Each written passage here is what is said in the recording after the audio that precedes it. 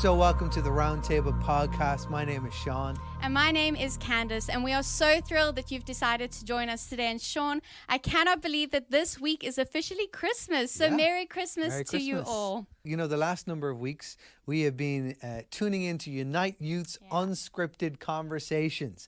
And it's been amazing so far. I really hope you've enjoyed it. But this week is our final installment of the series. Yeah, and so tonight is called the Question Box, where random people sent in questions. And today, we've got an amazing panel of people to answer those questions. So we do hope that you enjoy, sit back, relax, and enjoy. Jump on the conversation as well in the comment section. Let us know what you think, what your thoughts in, and join in. But we really hope that you have a great Christmas, and we'll see you in the new year.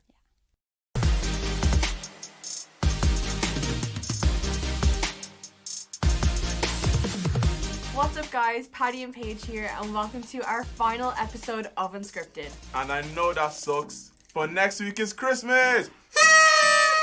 And this week is different to any of the other weeks we've had, because this week we are going to have the question box. And Patrick, can you tell us what that is? So we're going to be answering all the questions you guys have been giving us over the past few weeks. Some of you guys have asked some really interesting questions, but some of you guys have asked some really weird questions. Very strange. Yeah. And remember, guys, this is completely unscripted, so none of our guests know the questions in here, and we're just going to fire them out, and we're going to hope that they have some good answers. I'm sure they will. So without further ado, let's get into our final episode of Unscripted. Hey guys, and you're so welcome back to our final episode of Unscripted. This week is the question box, and we have a load of random questions you guys sent in. Some are weird, some are really good, but our guests here have no idea what any of them are about, and I'm sure they're going to have some great answers. So let's start with some introductions. So I'll start with my name, my age, and my job. So my name is Paige, I'm 18 years old, and I work part-time in a chipper.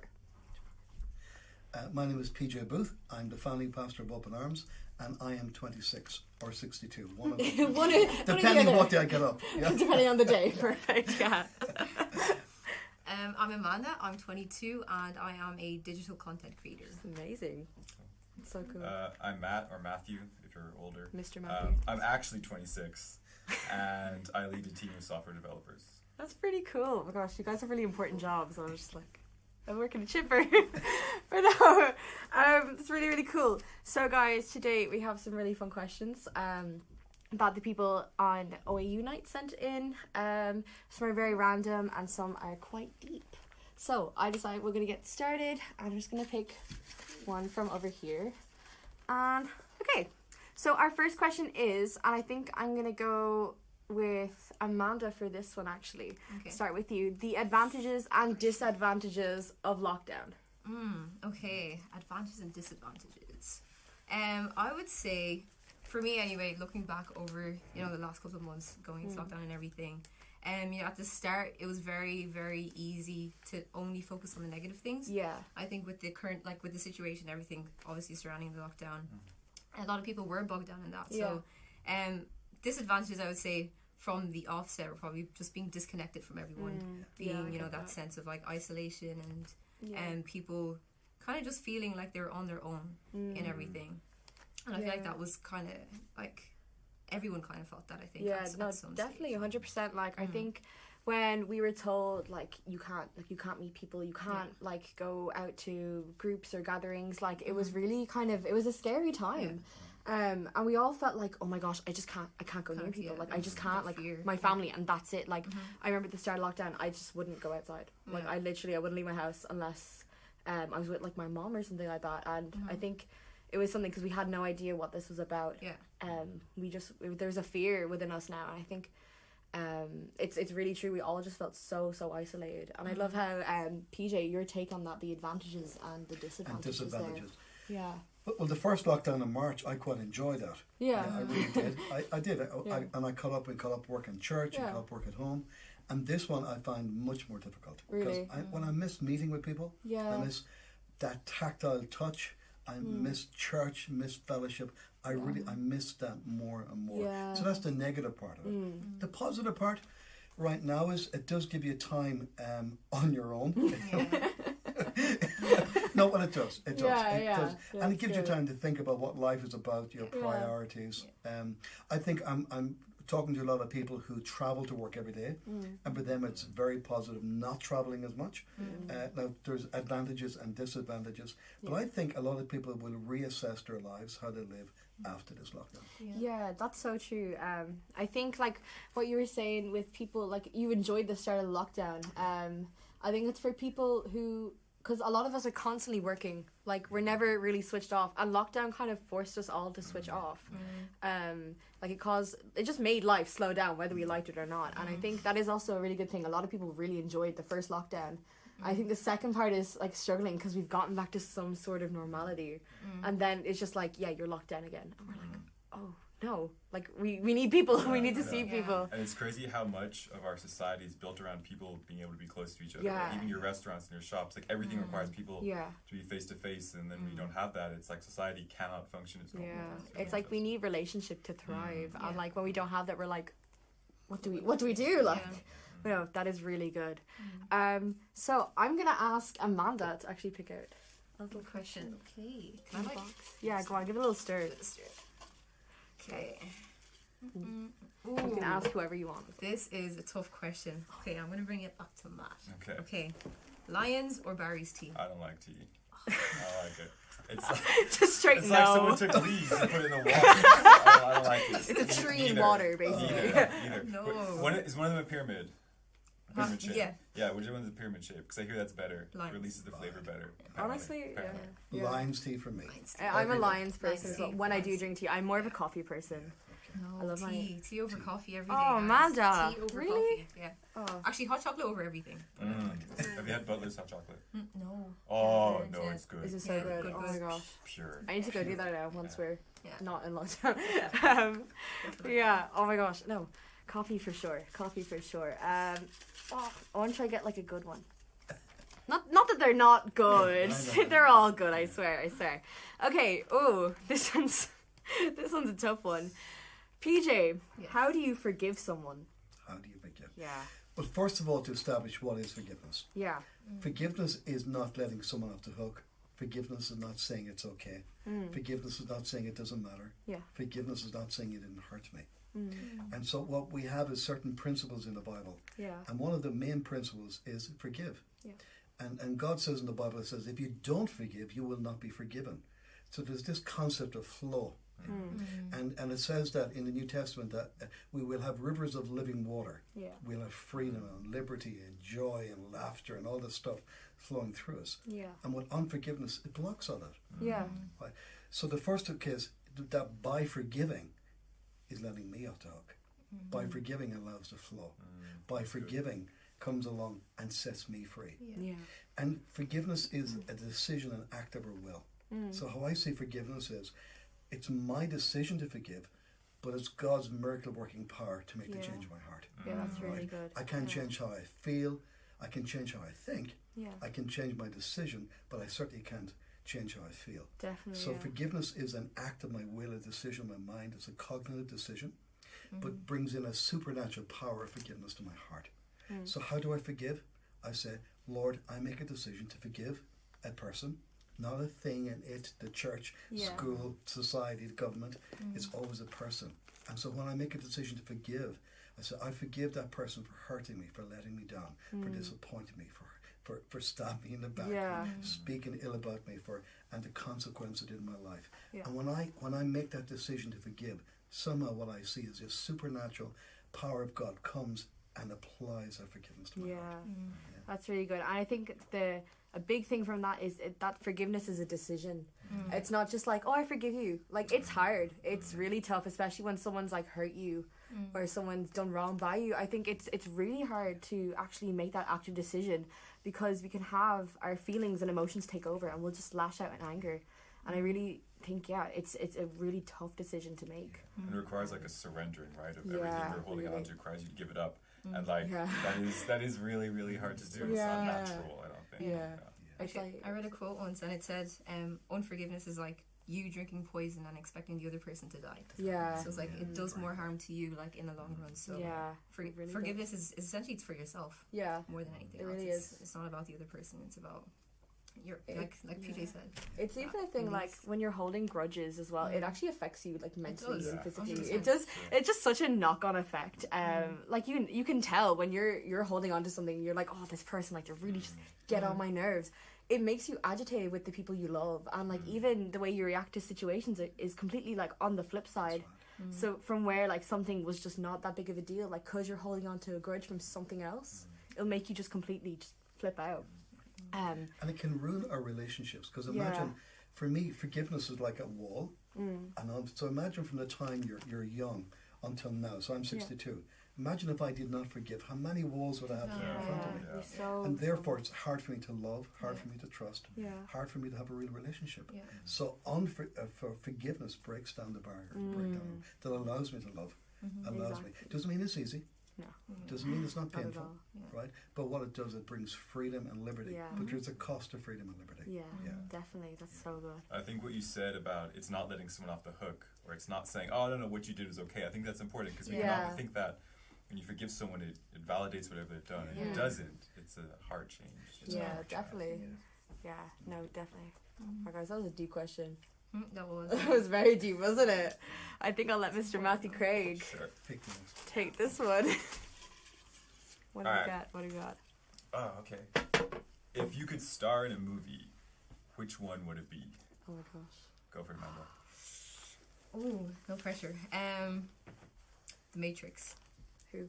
I'd say. If I could star in a movie. Yeah, but who would you be? Star in the movie. Oh, you have to pick a character. Bonus question. Bonus question. Who would you be in the Matrix out of interest? Oh gosh. I don't know. Because it's like one of my favorite movies. I don't know. This is my favorite trilogy ever. So The Matrix. Who would I be in the Matrix? Oh my That's gosh. a tough question. Should be herself. I'd I'd be be Amanda. Amanda in the Matrix. Matrix. Amanda. Okay, well I'd my be own Neo, character. so Neo. Neo. Yeah, it'd be great. Very What good. about you? Yeah. Vijay? I have no idea. Honestly, I've so many movies that I like. I like Cry of Freedom. There's so many classics that I perhaps would want to be in. But I can't say I'd nail it down to one particular one. No. That's a difficult question. Yeah, isn't it? I thought we got an easy one. That's right. Yeah. Oh my gosh, what about you, Matthew? Coach Carter. It's a basketball movie, yes. and it's real like gets your like blood tingling. Yeah. Yeah. So that's that. Yeah. I think honestly, it'd be Alice in Wonderland for me. Just feels like a big fairy. Yeah, I was like that was my thing when I was like really young. I just love Alice in Wonderland because the animals would talk. So that's really it for me.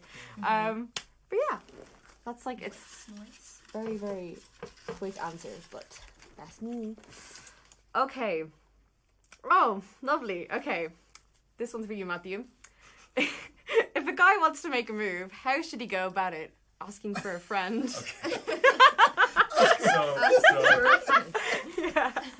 So I can only speak from. Well, no, I can't speak from non-personal experience as well. This is my take. I think a lot of guys act like bulldozers, and they assume that every woman in the world is interested in them, right? And they're just like, just go in, and they don't have any sensitivity. Whereas I, with my fiance Candace, I am tiptoed around for a little bit. She says I ignored her existence. I was scoping her out quietly for a distance. I think striking up conversation, not from a hey, let's date straight away point of view, but from a saying, and like it sounds cheesy, but getting to know someone, right? And actually talking to them and developing a friendship. Because every romantic relationship that goes, romantic hype, eventually, like, it has to be built on a friendship. Yeah, it has to start somewhere. It doesn't succeed, right? And so doing that, and you know what, if you make a move and you start up a conversation, you can go really well and things will progress. And I think, as far as my understanding is, females prefer that more than someone just like hitting on them straight up. Yeah. Just like walk up to me, date me. It's like no. Yeah. And if you start up a conversation, you realize you don't like the person, well, then you've saved yourself a whole bunch of time. Yeah, so I would say go talk to them first. Yeah. I know when I was a teenage boy, I would like girls. I just wouldn't talk to them, and I would expect, somehow I'm going to end up dating them, but I just wouldn't talk to them. So like, if I don't talk to them, they'll notice me. Yeah. Complete double standard. What do you think about that, Amanda, from like the girl's perspective? Oh, definitely. I feel like I hit the nail on the head there. Yeah, definitely. It starts with friendship. Like, you can, like, when you take away everything else at the end of the day, like, you're gonna have to get along with this person. Like, and hopefully, if it's a thing of like, getting to know someone, there should be like a you know, like there's a certain amount of, like, you see something, there's like potential there, if that makes sense. For long term, if possible, that should be there. So if that's gonna be a possibility, you kind of need to, you know, build the friendship. But you don't want to like just have a friendship forever, because that's how you end up in friend zone. Friend You zone. gotta, like, There's a fine line. There's a fine line. Yeah. You have to wait for you have to get the moment, but if you pass the moment, it's too late. Yeah. Then you're just friend zone. You see, in my day, it was so much easier. This sounds so complicated. You're like, what? We went to a dance hall. The girls were there. The guys were here. You saw someone you fancied. You asked them to dance. If they said yes, well, okay. Obviously, if you danced well and talked well and everything else, you brought them home. So did you dance well? I did. Very well. I did. But that was it. And sometimes after the first end, you can say, no, I'm not interested. Thank you very much. Or you might stay on. And it was just much simpler, wasn't it? Really? Simpler times, man. Yeah. Now it's like There's so much more now. Oh my gosh, yeah. It's like you text this person and then it's, I don't know, it's mental now. Like, I think, because obviously people are relational, like we thrive off relationship, as I said earlier. And like, in my case, like if a guy walks up to me and just like, hey, do you want to go out with me? I'm like, I know nothing about you. I'm like, I need to get to know, because obviously if you're going to spend time with this person, you need to know what they like, what's their favorite food, what's their dislikes, what's their flaws. But maybe you start easier. I think I think Christians in particular make life very complicated. Overcomplicate things. Complicated. Would you like to go? Well, I'm talking about post-lockdown. Okay, go to the cinema, go for a meal, go to Costa for coffee, and you can have casual relationships until they grow. So I would suggest don't look for too much information. Don't try and have all the boxes ticked. Hey, why not enjoy each other's company? Just for a little while and see how it develops or not. Yeah, exactly. Yeah, that's good. Chill. Chill, as they say, chill. So PJ, I think I'll ask you to take the next question. See how we go. We're getting through these. Yeah. If I'm really struggling with negative thoughts or depression, what advice would you give me? Okay, that's a good question. Okay. And I think for us, for me, when I read that or discuss that with somebody, the first thing is, what are those negative thoughts? Yeah. Again, I'm back to everything I believe in my life is dominated by what the Bible says. Yeah. Because God created me, and when He says something about me, I know it's true. Yeah. And that He says to hold every thought captive to Him. And so obviously when we're thinking negative, well, that's not a captive thought. That's something that's either coming from me, my past, the enemy, whatever it is. Yeah. And so what I would say the first thing is either to write it out, speak to another person, someone with flesh on ideally, talk to a friend about what are the negative things. Because the thing is, we know that God loves us, but that's only a concept if we don't really get that into our mind. Yeah. So a lot of the time I want to find out, what are the negative thoughts? Where did the negative thoughts come from? Yeah. And it's not trying to get rid of the negative thoughts, because sometimes that can become a bigger battle. Yeah. But it's exchanging thoughts. Yeah.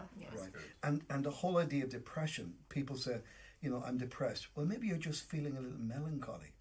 You've got to figure out what is depression. Yeah. Because sometimes we put these names on people. Oh, you're depressed. Or you're psycho. You're schizo. But it might be that you're just a little bit down. And it might be that you are depressed. It's finding out what does depression mean. How long has it been going on? So I think by talking it through with someone who's a little bit more information than you have. Someone with a friend. Writing out your thoughts. And finding out where did that stem from. Yeah. No, that's and open up by even asking the question. It's a great question to ask. That's a good idea. That's so true. And I think what you're saying is about like writing it down or even thinking about it. I think acknowledging those thoughts, because if you just go like having a negative thought and you're like pushing it back, it's gonna like grow, and those thoughts or those feelings are gonna like start growing stronger and stronger if you don't acknowledge them, accept that they exist, instead of going, everything's fine, I'm great. You're just not. Like, you need to, I think you have to feel what you're feeling so that you can move on from what you're feeling, from a sense like that. I think like identifying kind of because there's different levels to this kind of stuff. Like Peter said, sometimes you can be down, sometimes there can be a real issue, and I've dealt with all these things. I've gone to counseling for certain things, but I've noticed even recently, especially, it's like lockdown's been tough, and I've just moved back in with my parents. I'm just safe for a wedding, and all of a sudden I'm back in the room I grew up in, and I've been used to living free, and I'm sitting at my desk, and I work at the desk, and I sleep in the same room. It's weird, and so I found like it can be really easy to get into like negative little circles, and so there are things on that level, exercising and getting enough sleep, and sometimes I'm like so like narky, and I'm like, you know what, I'm just tired, and so it's good to identify, you know, where these things are coming from, and if it's like a deep-rooted issue from your past, or it's something that someone has done to you, you know, it's quite different. But if it's just if you're feeling melancholy or just down all the time, well, doing things to help keep you healthy is good. So there's different levels to it, right? Definitely. I definitely agree with that. Would you think of anything on that, Amanda? No, I think they pretty much summed it up. There's nothing much more to add. No. Yeah, that's good. Yeah, no, I think a mixture of both, like as in the things like exercise and sleep. People don't realize how beneficial sleep is to people. Like literally, you could be so agitated, all you need is like a nap. Sometimes, like obviously now there's different when you're feeling like really low or something's happened, but sometimes we're just worn out, like just exhausted, you know. I think it's critical during this time of lockdown, because we're not having these, like we're not doing this on a regular basis, right? This is quite unusual during lockdown, and has been since the 15th of March.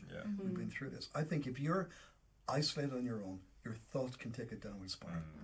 And the first thing is by asking a question, by talking to a friend, FaceTiming a friend, you know, texting, but actually speaking it out is so important. Yeah, that's so true. There's a lot of people now that they're getting into deeper depression and anxiety and with suicidal thoughts. And what I would encourage people, please speak to somebody. Don't figure it out in your head. Because we're not that good, none of us. You know, I come from a background, I'm a professional counselor, but I need someone to talk to. I have to speak it out, especially for males. It's so important. We try and sort stuff out in our head, and you cannot sort all the stuff out in your own head. We need help. So speak it out, seek some help, and it can be from a friend. I'm not saying going to a psychiatrist, going to a counselor, but speak to somebody with flesh on, and get it out into the light, because there's a lot of negative thinking, a lot of depression around our nation and around the world right now. So we need help. We need other people to intervene in our lives. And I like what you're saying. Like, it doesn't have to be a professional, like a counselor or a psychiatrist. It can literally just be one of your friends, and you just go have a coffee with them, or have a hot drink if you're not into coffee, like some people.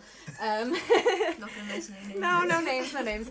But yeah, just speaking to people and just like because someone else is going to have a clearer perspective than you, especially if you're like down and your brain is going to be foggy and clouded, your thoughts are going to be all over the place, and you even have someone else who has a different outlook to you, and their thoughts are just clearer, and they can like, look, this is what's happening.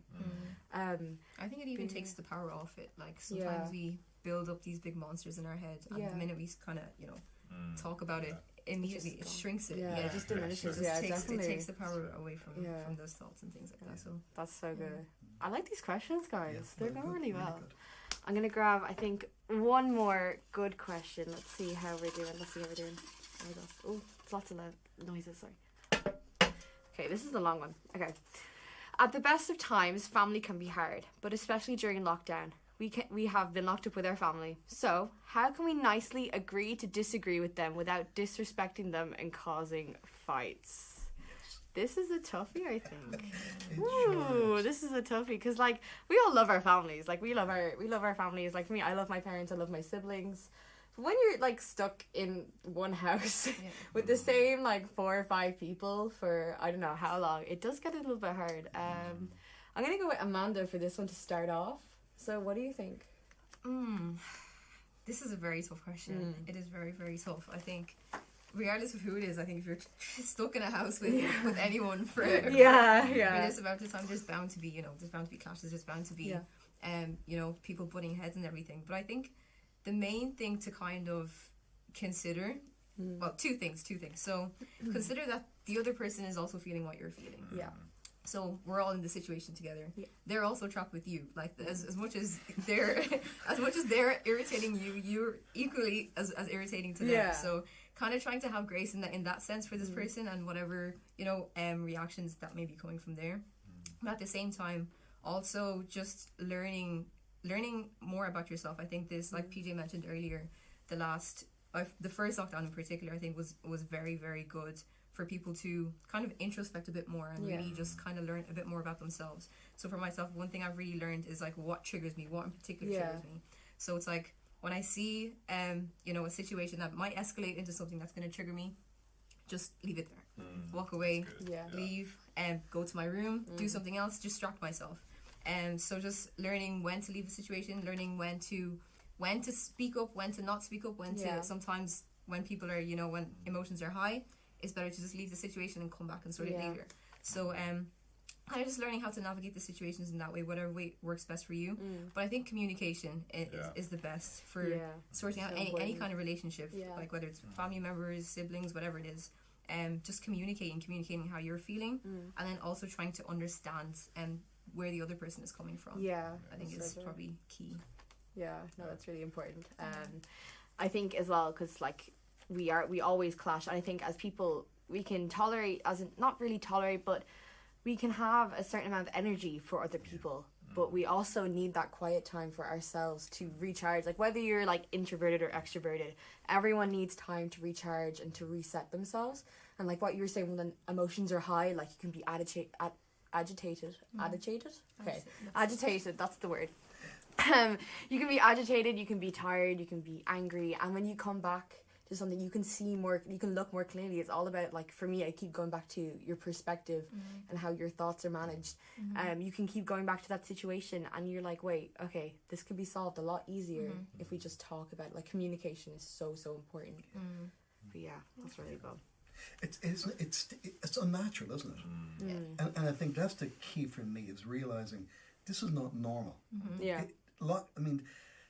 So I am 62, not the 26, right? So either me or my parents have never had this lockdown before, or my grandparents have never. We talk about the Spanish flu, but it didn't really affect Ireland a whole lot. In fairness, so we have generations of people who've never had this pandemic. So we're living in an unnatural, unreal situation. And I think a lot of times to realise that there's times that we need time on our own, either TV, your computer, your phone, read a book, whatever it is, and to realise that this is an unnatural situation. And then maybe to try and forgive a bit quicker. Say sorry faster. All the normal stuff that you do. But this is not normal. No. And I think even by saying that to one another might just release the valve a little bit. Especially where you're saying this isn't normal. Like, this is not what we're used to.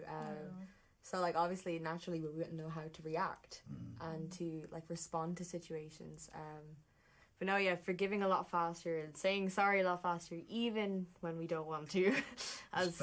Especially when we don't want to. Like, I'll be honest, like, there are times I'm very, like, kind of strong-willed, I guess. Not even strong-willed, just, or, like, same. Yeah. You get what I'm saying. But there's times where you just don't want. You're like, I'm right. I know I'm right, but you just have to, like, I guess, be the bigger person, or know when to kind of disperse the situation and just chill, as you say, PJ. If we can chill, without killing somebody. So I think we'll go at one more question. I think I said that last time, but we'll do one more. So come on, Amanda. Go on. Pick a good one. Go on. Pressure's on. I feel this one. You feel it. You feel the vibes. Okay. This is a tricky one to end on, but okay. What's the hardest thing about remaining faithful in our modern society? My goodness. What do you think? I'm guessing this means, like, faithful in terms of, like, your actual faith. Right? Yeah. So, what's the hardest thing? I feel like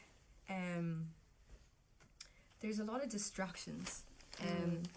Especially, I think, in, like, there's always been distractions, traditionally, but with, phones, having your phone in your back pocket the whole time. It's like, we weren't built to have, the entire world at our fingertips.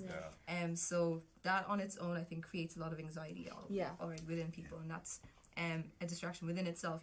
Before, if you were to, get sucked into certain things, whatever. You have to actually go searching for it. But now it's like we're being bombarded with all these, with images, with different opinions, all these different thoughts, or it's like constant, if that makes sense. Yeah. So kind of just, it's more difficult to actually focus on what actually matters, although there's tools and everything for that now, but I think that's probably the most difficult thing. It's just so easy to get distracted. I think what you're saying about opinion, you said the opinion word there, and I find that you can hear anybody's opinion in the world at any point. You can read it in a comment section.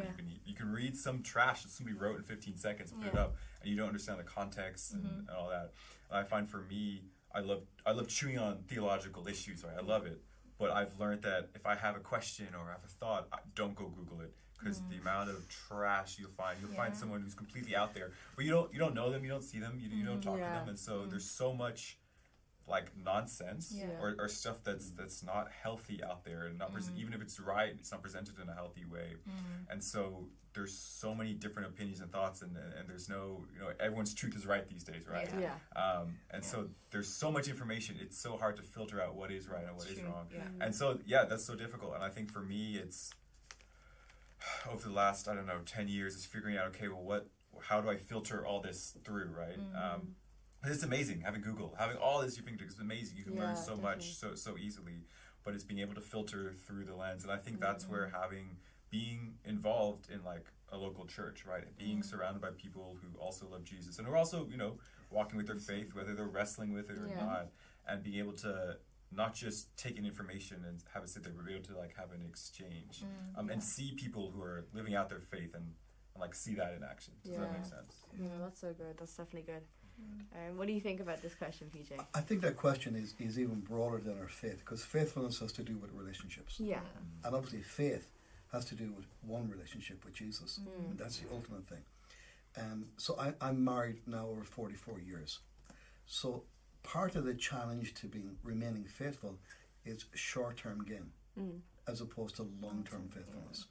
And I think that's the challenge in Christianity, in marriage, in any kind of relationship, is that something is offered as a short time gain, fun, excitement, whatever it is. And the world tells us, well, just as long as you're happy, or well, maybe if you're married 40 years, surely that's long enough. all the things, all the challenges, like go with it. And the same thing, why should you remain faithful, or why should you remain serving, or why should you remain giving? It's back to that thing that I know that my Redeemer lives. I know that I'm loved. I know that He created me. I know that long-term relationship. I know that I've got a place in heaven. I know that long-term God will take care of me. Now, in between A and a Z of life, there's going to be pain and challenges. All because that's life. The same thing in any kind of relationship, either parents, friends, siblings, marriage. The day you get married until the day that you die, so to speak. There's so many challenges in there. There's fights, there's rows, there's disagreements, there's love, there's joy, there's happiness. But you have to be in this for the long haul. And that's so are there short-term gains? Of course there can be, but it will kill you. It will cost you. And so it's to look beyond the quick hit. Look beyond what's going to make me happy today. Look beyond that. So I think that challenge is in every same with we're working for you in the chipper, right? Now that's not going to be your long-term career. It's helping you get through school. Helping you get through your leaving cert. But when you're there, you got to be faithful in that job. You got to be faithful for that number of hours. The same with any of our jobs or careers. So I think faithfulness is in every area of our life. That consistent. That I know who I am. I know who He is. I know whose I am. And I know what I'm about. And is there pain and heartache in between? Yes. That goes with the territory. Right? But I'm in this, and I'm committed for the long haul. So I will remain faithful. That is really good. I love what you're saying about kind of not focusing on the small, the short-term gains, because it's really with any sort of faithfulness, as you were saying, we have to take ourselves out of the small details and from the tunnel vision, because yes, the small details are good and the small gains can be good, but it's really like the bigger picture. And like even that can come into the terms of leadership as well. Like if you're working on a project and you're focusing on these small tasks at a time, you're like, oh my gosh, when is this going to finish? Like, it feels like it's never going to end. But then you look at the long term, like the overall bigger picture, and you're like, when these small tasks are done, this amazing thing is created. And I just really think that is so, so important. So I would even seriously commend you for working in the chipper. Honestly, and because it's a big deal to be doing your Leaving Cert, to be volunteering in church, to be going and working hard, and to remain faithful in all of those areas. That will make you steadfast, right? You will also, you'll know what the cost of a euro is, and how many hours I need to get for X amount of years. And it can build faithfulness and steadfastness and stability into your life. So I think if we take care of the smaller things, God fits it into the bigger things. Exactly. And it builds character. It really does. So that's definitely it. So guys, those are some pretty good questions. I liked them. Good. So I'm gonna ask PJ to pray, and then we'll finish up. So very good. Go ahead. So Father, I want to thank you, Lord. I would thank you, Lord, for all the people who represent these questions tonight. Lord, I pray, Lord, that you would come and speak into their hearts. Yes, God. I pray, Lord, that people would know about your forgiveness, about your love, your peace, your faithfulness. Lord, that would know that no matter what, if we're going through depression, if we're going through challenges, Lord, that you are the one who holds us in the palm of your hand. You're the one with a plan and a purpose. Even as this, Lord, lockdown begins to end and we move closer to Christmas and we get settled in, Lord, it's not just about one Christmas. Lord, it's about our lives. It's about your plan for our lives and for our family. And I pray, Lord God, Lord, your peace and your blessing. And I pray, Lord, that we would know this Christmas is really about Jesus coming to earth to take our place. For your dear name's sake. Amen. Amen. So guys, this was our final episode of Unscripted, and we are really sad about that, but we cannot wait for 2021. We are so expectant for what God's going to do next year, and we can't wait to see you guys again. So we'll see you soon. Bye.